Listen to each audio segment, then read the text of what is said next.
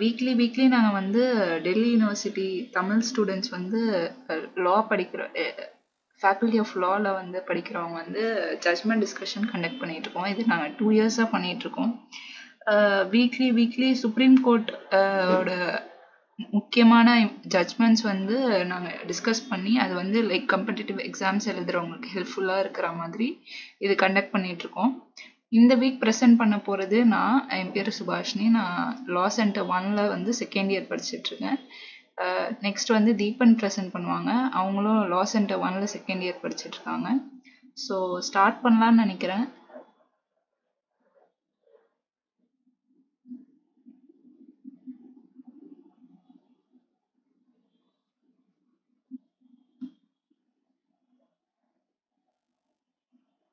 என் screen விசிபிளாக இருக்கா?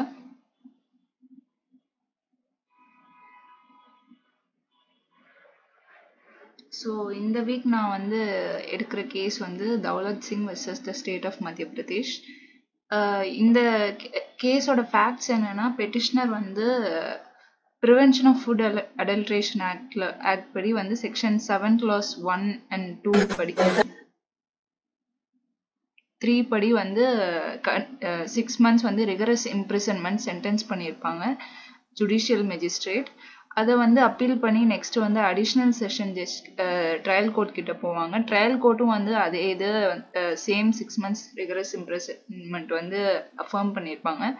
மறுபடியும் வந்து பெட்டிஷனர் வந்து ஹைகோர்ட் கிட்ட வந்து அப்பீல் போவாங்க. அப்போ வந்து என்ன சொல்லியிருப்பாங்கன்னா, ரூல் 48 ஆஃப் ஹைகோர்ட் ரூல்ஸ் படி வந்து ஒரு ஹைகோர்ட் வந்து they can use their inherent powers to grant exemption of sentence of surrendering அந்த இது வந்து சொல்லியிருப்பாங்க. பட் ஹைகோர்ட் என்ன ஹைகோர்ட் ஆஃப் மத்திய பிரதேஷ் என்ன சொல்லியிருக்குன்னா, வந்து இட் இஸ் நாட் மெயின்டைனபிள் அப்படின்னு சொல்லியிருப்பாங்க. ஏன்னா இப்போ வந்து ரூல் ஆஃப் 48ல் இங்கே நீங்கள் ப்ரொவிஷனில் பார்த்தீங்கன்னா என்ன சொல்லியிருப்பாங்கன்னா, இப்போ ஒருத்தர் வந்து ரிவிஷன் ஒரு சென்டென்ஸ் வந்து கொடுத்துட்டாங்க, அது வந்து ரிவைஸ் பண்ணணும் அப்படின்னு ஒரு பெட்டிஷன் போடுறதா இருந்தால் ஃபர்ஸ்ட் வந்து தே ஹாவ் டு சரண்டர் ஆனதுக்கு அப்புறம் தான் வந்து அவங்களால வந்து ஒரு ரிவிஷன் பெட்டிஷன் போட முடியும். இப்போ சரண்டர் ஆகாமே பெட்டிஷன் போடணும்னா அது ஒரே ஒரு எக்ஸெப்ஷன் என்னன்னா வந்து கோர்ட் ஆல்ரெடி வந்து அந்த சென்டென்ஸ் வந்து சஸ்பெண்ட் பண்ணியிருந்தாங்கன்னா தே கேன் கோ ஃபார் ரிவிஷன்னு சொல்லியிருப்பாங்க. பட் சஸ்பெண்ட் பண்ணலைன்னா ஃபர்ஸ்ட் வந்து அந்த கன்விக்ட் பண்ண பர்சன் வந்து சரண்டர் ஆனதுக்கு அப்புறம் தான் வந்து they can go for appeal of the petition. எக்ஸம்ஷனுக்கான பெட்டிஷன் வந்து கொடுக்கணும்னு சொல்லியிருப்பாங்க. இதுபடி வந்து ஹைகோர்ட் என்ன பண்ணியிருப்பாங்க, அவங்களோட அப்பீலை வந்து டிஸ்மிஸ் பண்ணதுனால பெட்டிஷனர் வந்து சுப்ரீம் கோர்ட் கிட்ட ஸ்பெஷல் லீவ் பெட்டிஷன் ஃபைல் பண்ணியிருப்பாங்க. இதில் என்ன இஷ்யூனா, இப்போ வந்து ஹைகோர்ட் கிட்ட வந்து செக்ஷன் 482 ஆஃப் சிஆர்பிசி என்ன சொல்லியிருப்பாங்கன்னா, ஹைகோர்ட்க்கு வந்து இன்னரண்ட் பவர்ஸ் கொடுத்துருப்பாங்க. இப்போ ஏதாச்சும் ஒரு ஆர்டர்ஸை வந்து இம்ப்ளிமெண்ட் பண்ணுறதுக்கோ இல்லை ஒரு அப்யூஸ் ஆஃப் பவரை வந்து ப்ரிவென்ட் பண்ணுறதுக்கோ இல்லை வந்து ஜஸ்டிஸ் வந்து ப்ரிவைல் பண்ணுறதுக்காக ஹைகோர்ட் கிட்ட வந்து கொஞ்சம் பவர்ஸ் கொடுத்துருப்பாங்க. They can pass orders to do all these provisions. அதாவது give effect to any orders, prevent abuse of process of the court and secure ends of justice. இது மூணுத்துக்காகவும் வந்து ஹைகோர்ட் வந்து அவங்களோட பவர்ஸை யூஸ் பண்ணி ஆர்டர்ஸ் பாஸ் பண்ணலான்னு சொல்லியிருப்பாங்க. இந்த சுப்ரீம் கோர்ட்டில் என்ன அப்சர்வ் பண்ணியிருப்பாங்கன்னா, ஃபர்ஸ்ட் வந்து பெட்டிஷனரோட கவுன்சில் வந்து ஒரு கேஸ் மென்ஷன் பண்ணி Vivek Rai and another versus High Court of Jharkhand. Sorry. Excuse me.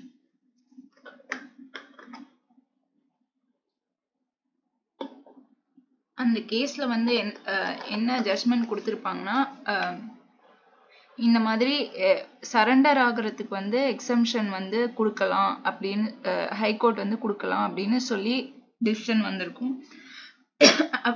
அதை மென்ஷன் பண்ணி இதே ஃபேக்ட்ஸும் அதே மாதிரி தானே இருக்குது இந்த கேஸ்லையும். Like they ask for exemption. Court என்ன சொல்லியிருப்பாங்கன்னா வந்து அந்த டெசிஷன் வந்து it was based on writ petition under article 32 படி தான் வந்து அந்த டெசிஷன் எக்ஸம்ஷன் கொடுத்துருப்பாங்க.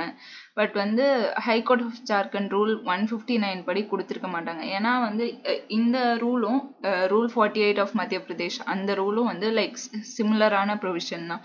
அது ரெண்டுத்துலையுமே என்ன சொல்லியிருப்பாங்கன்னா ஒரு கன்விக்ட் வந்து எக்ஸம்ஷன் ஆஃப் சரண்டருக்கு பெட்டிஷன் ஃபைல் பண்ணணும்னா ஃபர்ஸ்ட் தே ஹாவ் டு சரண்டர்னு சொல்லியிருப்பாங்க.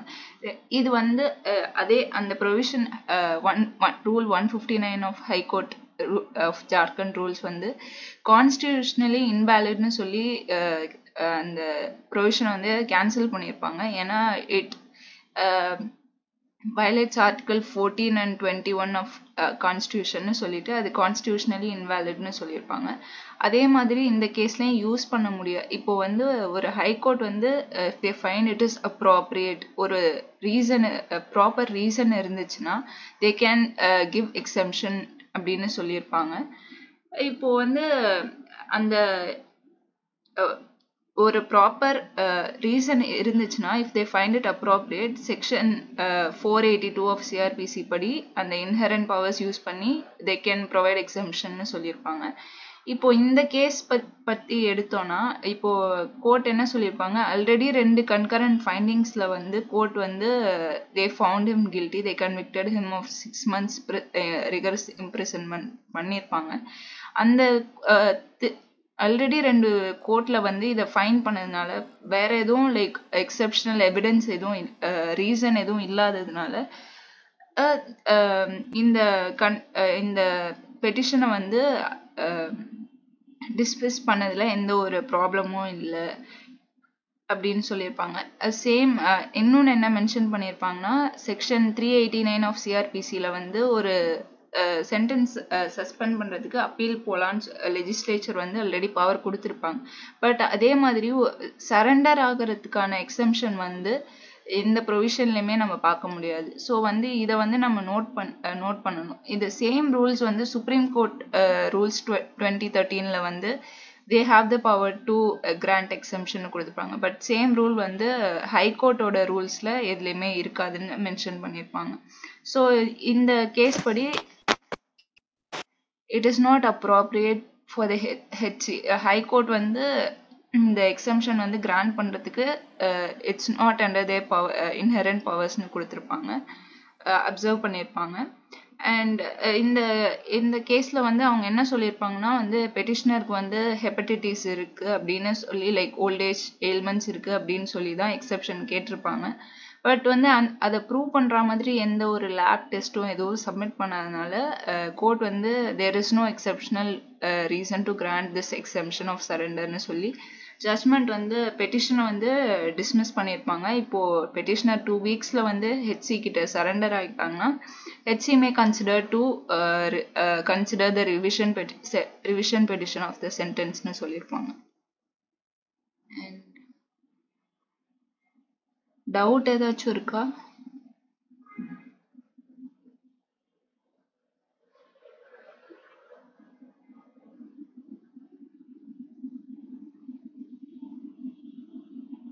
யார்கிட்டையும் டவுட் இல்லைன்னு நினைக்கிறேன், இருந்தா கேட்கலாம்.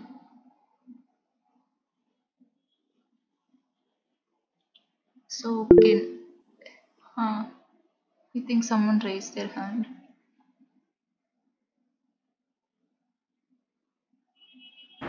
மேடம் திரும்பி ஒன் டைம் ரிப்பீட் மேடம். நாங்கள் இப்போ தான் ஜாயின் ஆனேன், அது ஸ்டார்ட்டாக மட்டும் சொல்லுங்கள். ஓகே, இப்போ இந்த கேஸில் வந்து பெட்டிஷனர் வந்து சுப்ரீம் கோர்ட் கிட்ட வந்து எனக்கு சரண்டர் ஆகிறதுக்கு எக்ஸம்ஷன் கேட்டிருப்பாங்க. ஆல்ரெடி 2 கோர்ட்டில் ட்ரையல் கோர்ட் ஜுடிஷியல் மெஜிஸ்ட்ரேட் அப்புறம் ஹை கோர்ட்டில் வந்து இந்த பெட்டிஷனை வந்து டிஸ்மிஸ் பண்ணி 6 months ரிகரஸ் இம்ப்ரிசன்மெண்ட்னு சென்டென்ஸ் கொடுத்துருப்பாங்க. பட் பெட்டிஷனர் வந்து சரண்டர் ஆகிறதுக்கு எக்ஸம்ஷன் வேணும், சரண்டர் ஆக முடியாது அப்படின்னு சொல்லி ஒரு அப்ளிகேஷன் ஃபைல் பண்ணியிருப்பாங்க கோர்ட் கிட்ட. அது வந்து மத்திய பிரதேஷ் ஹைகோர்ட் ரூல்ஸ் படி வந்து இப்போ ஒருத்தர் வந்து எக்ஸம்ஷன் கிளைம் பண்ணும், அந்த எக்ஸம்ஷன் கிளைம் பண்ணணும்னா first they have to surrender பண்ணதுக்கு அப்புறம் தான் வந்து தே கேன் ஃபைல் த பெட்டிஷன்னு சொல்லியிருப்பாங்க. இல்லைன்னா வந்து அப்ளிகேஷன் ஃபைல் பண்ண முடியாதுன்னு சொல்லியிருப்பாங்க. ஸோ வந்து அந்த மாதிரி சொல்லி ஹைகோர்ட் வந்து அப்பீலை வந்து டிஸ்மிஸ் பண்ணியிருப்பாங்க. ஸோ அவங்க வந்து சுப்ரீம் கோர்ட்டில் அப்பீல் பண்ணும்போது சுப்ரீம் கோர்ட் என்ன சொல்லியிருப்பாங்கன்னா, நீங்க வந்து இப்போ ஒரு கேஸ்ல வந்து ஒருத்தர் சரண்டர் ஆகிறதுக்கு எக்ஸம்ஷன் கேட்டாங்கன்னா ஒரு ப்ராப்பர் ரீசன் இருந்துச்சுன்னா, ஒரு கேஸ் அந்த ஃபைண்டிங்ஸ்க்கு ஏற்ற மாதிரி இப்போ ஒரு ப்ராப்பர் ரீசனிங் இருந்துச்சுன்னா they can use the power. High court வந்து 482 செக்ஷன் 482 ஆஃப் சிஆர்பிசி வந்து இன்னரண்ட் பவர்ஸ் கொடுத்துருக்கோம் ஹெச்சி கிட்ட. அதை யூஸ் பண்ணி தே கேன் கிராண்ட் எக்ஸம்ஷன்னு சொல்லியிருப்பாங்க. இப்போ வந்து எந்த ஒரு ப்ராப்பர் ரீசனும் இல்லாதது இந்த கேஸ்ல இல்லாததுனால எக்ஸம்ஷன் வந்து கொடுக்க முடியாது, சரண்டர் வந்து ஆகணும் அப்படின்னு சொல்லியிருப்பாங்க. இதுதான் ஜட்ஜ்மெண்ட். டவுட் இருக்கா? Okay madam, okay, thank you madam, thank you. சரி, நெக்ஸ்ட் தீபன் பிரசன்ட் பண்ணுவாங்க. Okay, thank you Subhashini. நான் பேச கேக்குது, ஆடிபிளா இருக்கா நான் பேசுறது? கேக்குது. என் ஸ்கிரீன் பிரசன்ட் பண்றேன், வெயிட்.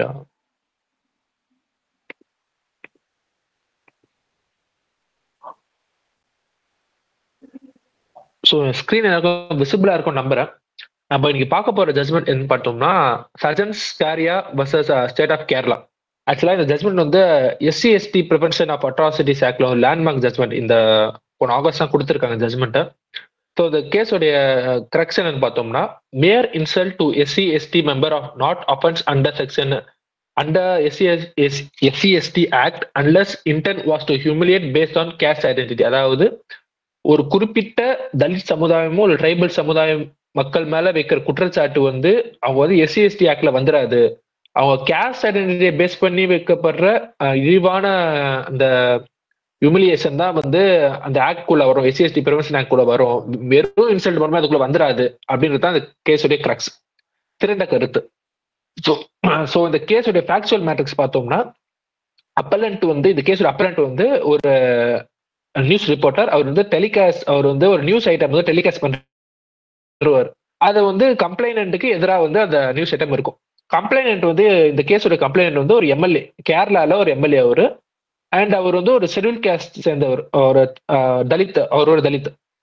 ஸோ வந்து அந்த எம்எல்ஏ என்ன பண்ணுவார்னா, கம்ப்ளைண்ட் வந்து என்ன பண்ணுவார், அப்பலண்ட் மேல வந்து எஃப்ஐஆர் ஃபைல் பண்ணுவார் under section 3 clause 1 clause R and 3 clause 1 clause U of SC ST tribal SC ST prevention of atrocities Act of 1989. So வந்து இதை எதிர்த்து வந்து அப்பலண்ட் வந்து ஆன்டிசிபேட்டரி பெயில் வந்து எர்ணாகுளம் செஷன்ஸ் கோர்ட்டை வந்து ஃபைல் பண்ணுவார். டினை பண்ணிடுவாங்க செஷன்ஸ் கோர்ட். அப்புறம் வந்து அப்பலண்ட் வந்து ஹைகோர்ட் மூவ் பண்ணுவார், அங்கேயும் டினை பண்ணுவாங்க. ஸோ இந்த ஆன்டிசிபேட்டரி பெயிலுக்கான பெட்டிஷன் தான் இந்த அப்பீல். ஸோ இதுல முக்கியமா வந்து இதுல இருக்க இன்வால்வ் ஆன லீகல் ப்ரொவிஷன்ஸ் என்னன்னு பார்த்தோம்னா, ஏற்கனவே சொன்ன மாதிரி section 3 clause 1 clause R of SC ST act and வந்து 3 clause 1 clause U of SC act. இடத்துல என்ன சொல்றாங்க அப்படின்னா, intentionally insults or intimidates with intent to humiliate a member of SC and ST at any place within a public view. அதாவது ஒரு public வியூல ஒரு பப்ளிக்கா ஒரு எஸ்சி எஸ்டி மேல வைக்கப்படுற அந்த ஹியூமிலியேஷன் வந்து தப்பு அப்படின்னு செக்ஷன் வந்து சொல்லுது. அண்ட் ரெண்டாவது இன்வால்வ் ஆன செக்ஷன் என்ன பார்த்தோம்னா 438 ஆஃப் சிஆர்பிசி. இது எல்லாருக்கும் தெரியும், ஆன்டிசிபேட்டரி பெயிலுக்கான செக்ஷன். ஸோ வந்து இந்த அப்பலண்டோட கண்டென்ட்ஸ் என்னன்னு பார்த்தோம்னா, no mere intention to insult the complainant on the basis of the case. Appellant being a journalist just reported on the facts he had received. அதாவது இந்த கேஸோட அப்பலண்டோட கண்டென்ட்ஸ் என்னன்னு பார்த்தோம்னா, அப்பலண்ட் வந்து தனிப்பட்ட முறையில் அவர் வந்து ஒரு ரிப்போர்ட்டர், ஒரு ஜேர்னலிஸ்ட். அவர் வந்து அவர் கிடைச்ச ஃபேக்ட்ஸை வந்து பப்ளிஷ் பண்ணாரே தவிர அவர் வந்து எந்த ஒரு அடிப்படையில ஒரு கம்ப்ளைனண்ட்டை வந்து கேஷ் பேசிஸா அவர் வந்து இழிவுபடுத்தணும் அவர் இன்டென்ஷன் கிடையாது அப்படின்னு அப்பலண்டோட கண்டென்ஷனா இருந்துச்சு. ஹைகோர்ட் வந்து அப்பலண்டோட இன்டென்ஷனை வந்து கன்சிடர் பண்ண மறந்துட்டாங்க, தவறிட்டாங்க அப்படின்னு வந்து அப்பலண்டோட கண்டென்ஷனா இருக்கும். Even if the contents of the video are found to be defamatory, it would not provoke anything under 1989 Act. அதாவது ஒருவேளை அந்த வீடியோல கண்டென்ட் எல்லாம் தப்பா இருந்தோம் அது வந்து டிஃபமேஷன்ல தான் போகுமே தவிர்த்து அது வந்து எஸ்சிஎஸ்டி ஆக்ட்ல வந்து எந்த ஒரு செக்ஷனுமே ப்ரொவோக் பண்ணாது அப்படின்னு அப்பெல்லாம் கண்டென்ட் பண்ணுவார். High court fail to consider judgment XXX versus State of Kerala and the State of Kerala versus Azan, wherein it was held that 1980 SCST Prevention Act would attract only if the feelings of enmity, hatred, or ill will are promoted, attempt to be promoted against members of SC and STs as a class and not criticizing individual member. அதாவது இதுக்கு முன்னாடி வந்து state of Kerala வந்து 2 judgement பார்த்திருக்கோம். 2 supreme court judgements. அது என்ன நடக்கும் அப்படின்னா, ஒரு தனிப்பட்ட ஷெட்யூல் கேஸ்ட் ஒரு ஷெட்யூல் ட்ரைப் மெம்பரை வந்து இழிவுபடுத்துறது வந்து தனிப்பட்ட முறையில் இழிவுபடுத்து வந்து SCST ஆக்ட வந்து இன்டியூஸ் பண்ணாது. அது வந்து ஒரு மொத்த அந்த கேஸ்டுமே சேர்த்து அவங்க வந்து இழிவுபடுத்தினாதான் SCST ஆக்ட வந்து ப்ரொவோக் பண்ணும் அப்படின்றத ஜட்மெண்ட்ல கொடுத்திருப்பாங்க. அதை வந்து ஹைகோர்ட் வந்து கன்சிடர் பண்ண மறந்துட்டாங்க அப்படின்னு அப்பல் கட்டன் பண்ணிருப்பாரு. அது மட்டும் இல்லாம Hitesh Verma versus State of Uttarakhand அந்த கேஸ் என்ன சொல்லியிருப்பாங்க அப்படின்னா, that offense under section 3 clause 1 clause R is not established merely on the fact that the victim is a member of SC unless there is an intention to humiliate the member of SC and ST for the reason that the victim belong to such case. அதாவது Hitesh Verma state of Uttarakhand கேஸ்லயும் என்ன சொல்லியிருப்பாங்க அப்படின்னா, மேலே ஒரு தனிப்பட்ட நபரை எந்த திட்டுறதுனாலயோ அடிக்கிறதுனாலயோ வந்து SCST ஆக்ட்ல வந்துடாது. அவங்க வந்து கேஸ்ட் பேசிஸா திட்டுறதுனாலயோ அவங்களை அவமானப்படுத்தினாலோ இழிவுபடுத்தினாலும் மட்டும்தான் அந்த ஆக்ட் வந்து ப்ரொவோக் ஆகும் அப்படின்னு வந்து அப்பலண்ட் கண்டக்ட் பண்ணியிருப்பார். இது வந்து கம்ப்ளைண்ட் ஒரு கண்டென்ட்ஸ் என்னன்னு பார்த்தோம் இந்த கேஸ்ல. The appellant had willfully disseminated the news against the complainant containing false assertions deliberately aimed at portraying the complainant in poor light in society on the ground that he was a member of scheduled class. அதாவது okay, அதாவது அந்த complaint schedule class தெரிஞ்சேதான் வந்து appellant வந்து ஒரு பொய்யான குற்றச்சாட்டு கொடுத்திருக்காரு. ஏன்னா வந்து ஒரு ட்ரிவியா மாதிரி சொல்லணும்னா, கம்ப்ளைண்டோட தொகுதியே ஒரு ரிசர்வ் கான்ஸ்டிடுவன்சி. அது வந்து தெரியாம இருக்க வாய்ப்பே கிடையாது. கண்டிப்பா வந்து தனிப்பட்ட நபருக்கு தெரிஞ்சிட்டு இருக்கும், அந்த அப்பலண்ட்டுக்கு தெரிஞ்சிட்டு இருக்கும் என்னன்னா வந்து கம்ப்ளைண்ட் வந்து ஷெட்யூல் கிளாஸ் சேர்ந்தவர் தான் அப்படின்னு தெரிஞ்சிட்டு இருக்கும். அது மறுத்தளிக்கவே முடியாது அப்படின்னு வந்து கம்ப்ளைண்ட் வந்து கண்டெக்ட் பண்ணியிருப்பார். The appellant's deliberate action of insult and humiliation undeniable constitute the offense under section 3 clause 1 clause R of Act of the SCST Act. அதாவது அப்பலண்டோடைய ஆக்ஷன் வந்து எந்த ஒரு மாற்று கருத்துமே இல்லாம வந்து கேஷ் பேசிஸா இழிவுபடுத்துறது தான் அது வந்து SCST ஆக்ட ப்ரொவோக் பண்ணும் அப்படின்னு சொல்லியிருப்பாங்க. The appellant himself stated in the news report that the complainant is a MLA representing the Kunathun constituency. This may clear the common knowledge that the state constituency is reserved for the members to scheduled caste. இது சொன்ன மாதிரி அப்பலண்டோட constituency ஒரு reserve constituency. So கண்டிப்பா வந்து schedule கேஸ்டுக்கான reserve constituency தெரிஞ்சேதான் வந்து அவர் வந்து அந்த குற்றத்தை சாத்திருக்காரு, டிஃபர்மேஷன் பண்ணியிருக்காரு பேஸ்ட் ஆன் கேஸ்ட் அப்படின்னு சொல்லியிருப்பாரு.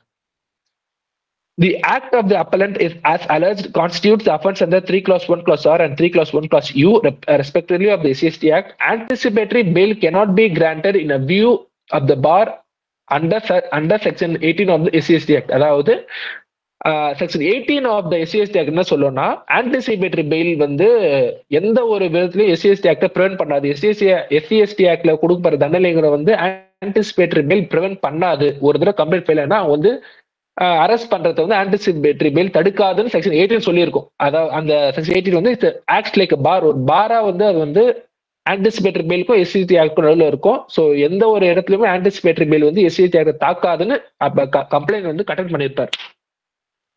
இதே மாதிரி வேற ஒரு கேஸ் என்ன இருக்கும் அப்படின்னா, அப்பலண்ட் வந்து வேற ஒரு சர்க்கம்ஸ்டான்சஸ்ல ஆன்டிசிபேட்டரி பெயில் வேற ஒரு கேஸ்ல வழங்கப்பட்டிருக்கும். ஆனா அந்த ஒரு இடத்துல வந்து அப்பலண்ட் வந்து அந்த இடத்த மிஸ்யூஸ் பண்ணியிருப்பாரு, ஆன்டிசிபேட்டர் மிஸ்யூஸ் பண்ணியிருப்பாரு. அதனால இப்போ கொடுக்க போற ஒருவேளை சுப்ரீம் கோர்ட் பெயில் கொடுத்தாலுமே அது பிரச்சனையாக்கும். அது வந்து நம்பகத்தன்மையான ஆள் கிடையாது அப்பலண்ட் அப்படின்னு வந்து கண்டெக்ட் பண்ணியிருப்பாங்க. ஸோ இதுதான் வந்து 2 சைடு கண்டெக்ட் சொன்னமே. So submission beyond the state வந்து என்ன சப்மிஷன் வந்து கொடுத்திருப்பாங்க அப்படின்னா, the complainant is an MLA from Konathunad constituency which is reserved for the members of the scheduled caste. So வந்து ஒரு ரிசர்வ் கான்ஸ்டிடியூன்சி வருத்தினால வந்து கண்டிப்பா வந்து ஒரு SCன்ற ஷெட்யூல் கம்யூனிட்டி தலித் தான் அப்படின்றத வந்து எந்த ஒரு இடத்துலயுமே வந்து அப்பலண்டால மறுக்க முடியாது. ஏன்னா ஒரு நியூஸ் ரிப்போர்ட்லயும் சரி, அவர் தனிப்பட்ட முறையிலும் சரி, கண்டிப்பா ரிசர்வ் கான்ஸ்டிடியூன்சி தெரிஞ்சிட்டு இருக்கும் அப்பலண்டுக்கு, அதனால மறுக்க முடியாது அப்படின்னு ஸ்டேட் வந்து கொடுத்திருப்பாங்க. To constitute an offense under section 3 clause 1 clause R of the Act of the SCST Act, it is not necessary to mention the caste of the person. The video was uploaded with the intention to cause insult and humiliate the complainant and thereby promote feelings hatred and ill will. அதாவது SC ST ஆக்ட்ல வந்து ஒரு குறிப்பிட்ட கேஸ்ட mention பண்ணி தான் ஆகணும் அப்படின்ற எந்த ஒரு நிபந்தனையுமே கிடையாது. அந்த நிபந்தனையுமே கிடையாது. அப்பலண்ட்டுக்கு வந்து கம்ப்ளைண்ட் இந்த கேஸ்ட் தான் தெரியும், அவர் மேல அனாவசியமா ஒரு இன்சல்ட்டோ ஹியூமிலியேட்டோ எந்த ஒரு ஆதாரமே வச்சிட்டு இருக்காரு. இதுவே வந்து எஸ்சிஎஸ்டி ஆக்ட ப்ரொவோக் பண்ணும் அப்படின்றது தான் வந்து ஸ்டேட்டோட சப்மிஷனா இருக்கும் இந்த கேஸ்ல. ஸோ இந்த கன்டென்ஷன், இந்த ஃபேக்ட்ஸ், இந்த இஷ்யூஸ்லாம் வந்து இந்த கன்டென்ஷன் அண்ட் ஃபேக்ட்ஸ்லாம் வந்து 2 இஷ்யூஸை வந்து இந்த கேஸ்ல வந்து நம்மளுக்கு கொடுக்குது. என்னன்னா, whether section 18 of the act of the SCST Act imposes an absolute bar on the grant of anticipatory bail in cases registered under the said act. அதாவது எஸ்சிஎஸ்டி ஆக்ட்ல இருக்க செக்ஷன் 18 வந்து ஆன்டிசிபேட்டரி பெயில் கொடுக்குறது தடுக்குதா அப்படின்றது தான் முதல் இஷ்யூ. 2வது issue என்னன்னு பார்த்தோம்னா, meaning of the expression intent to humiliate appearing in section 3(1)(r) of the SC ST Act. அதாவது அந்த குறிப்பிட்ட செக்ஷன்ல இருக்க அந்த இன்டென்ட் டு ஹியூமிலியேட் அப்படின்ற வார்த்தையோடைய ஸ்கோப் என்ன அப்படின்றது தான் வந்து 2வது இஷ்யூ இந்த கேஸ்ல.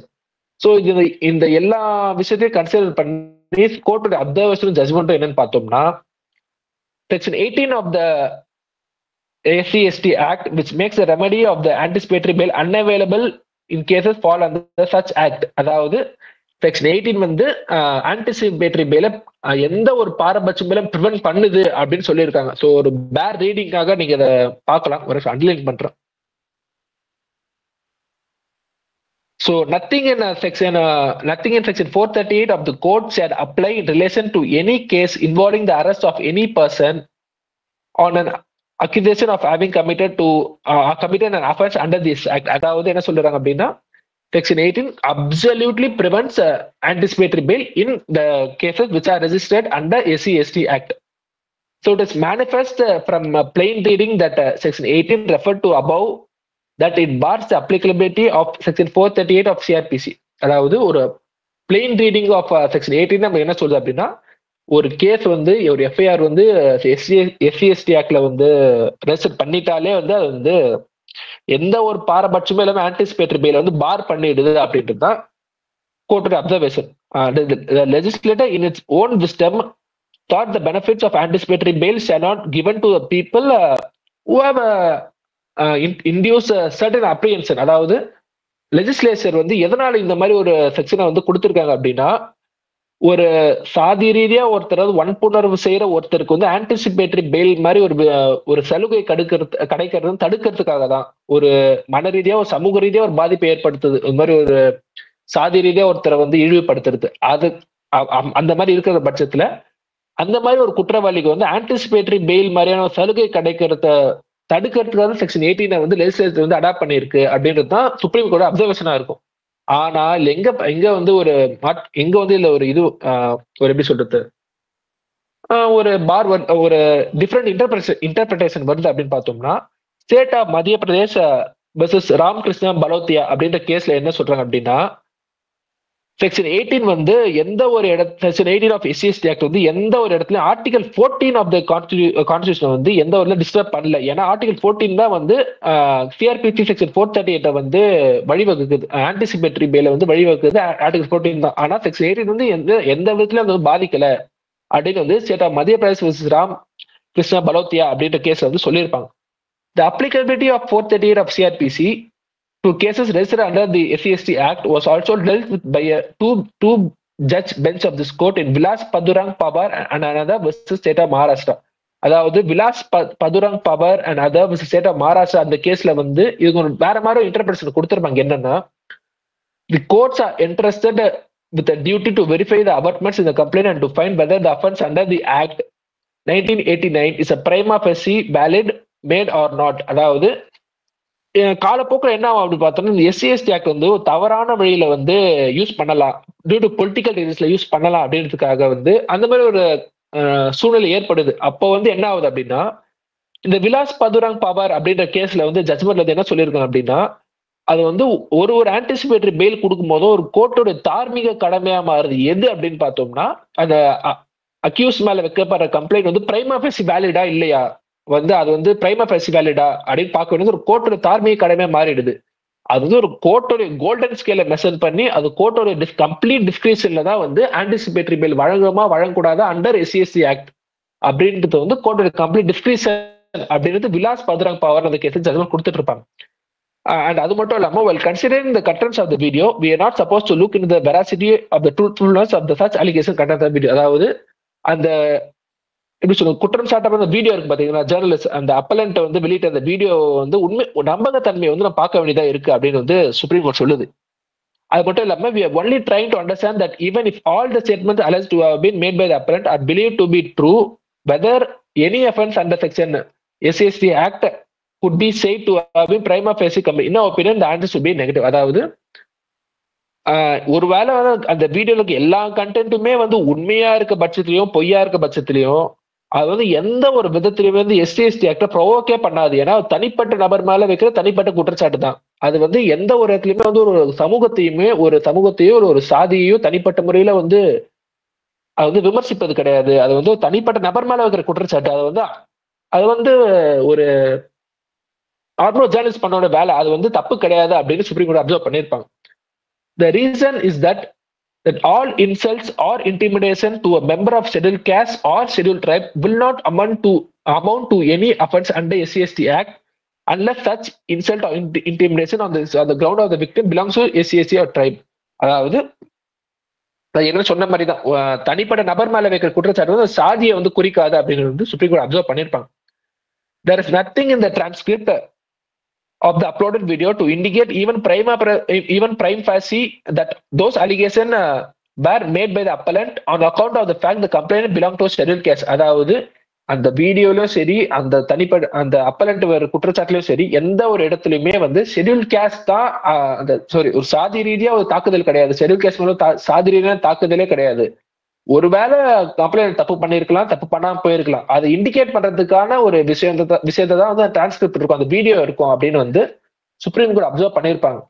Its intention may be malign or defame him, but not on the ground of the reason that the complainant belongs to a scheduled caste. Supreme court கடைசியா என்ன சொல்லியிருக்கோம் அப்படின்னா, ஒருவேளை டிஃபேமேஷனாவே இருந்தாலும் அவர் டிஃபேம் பண்றதுக்காக வீடியோ அப்லோட் பண்ணிருந்தாலும் அது வந்து ஒரு அரசியல்வாதி மேல வைக்கிற கம்ப்ளைண்ட் தானே தவிர அவர் ஷெட்யூல் கேஸ்ட் சார்ந்தவரா மேல வைக்கிற கம்ப்ளைண்ட் கிடையாது அப்படின்னு சுப்ரீம் கோர்ட் அப்சர்வ் பண்ணிருப்பாங்க. சோ இதன் அடிப்படையில வந்து அப்பலண்ட்டுக்கு வந்து ஆன்டிசிபேட்டரி பெயில வந்து சுப்ரீம் கோர்ட் கிராண்ட் பண்ணிட்டு இருப்பாங்க. சோ இது வந்து ஒரு டிவிஷன் பெஞ்ச் ஜட்மெண்ட்.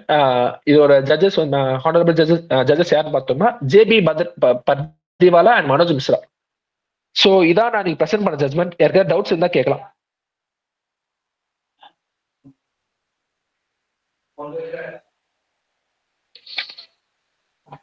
யாருக்காவது டவுட்ஸ் இருக்கா?